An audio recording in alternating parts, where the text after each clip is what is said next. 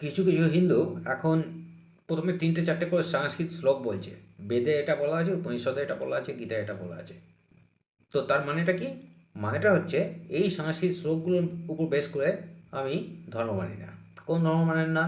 হিন্দু ধর্ম মানি না। কোন ধর্ম মানেন? আমি একটা নতুন ধর্মে বিশ্বাস করি। সেটা কি ধর্ম? হিউম্যানিজম, মানে কি মানবতা। আচ্ছা, মানবতার ধর্ম কেমন হয়? মানবতার ধর্মে পৃথিবীতে কোনো স্থান, কাল, পাত্র, জাতি, ধর্ম, বর্ণ নির্বিশেষে ডিফারেন্স কিছু থাকে না। প্রত্যেকটা মানুষ সমান হয়ে যায়, আমি সকলকে সমান চোখে দেখি। কিন্তু ঘটনা হচ্ছে, আপনি যদি প্রত্যেকটা মানুষকে সমান চোখে দেখেন, তো চোর আর পুলিশ, যার বাড়িতে চুরি হয়েছে সে আর চোর, যে খুন হলো আর যে খুন করলো, সবাই আপনার কাছে সমান। আপনি পরিস্থিতির শিকার দুজনেই। চোর আর পুলিশের ক্ষেত্রেও তাই। হ্যাঁ, যে ব্যক্তি ক্রিমিনাল আর ভিক্টিমের ক্ষেত্রেও তাই। কারণ সকলেই পরিস্থিতির শিকার।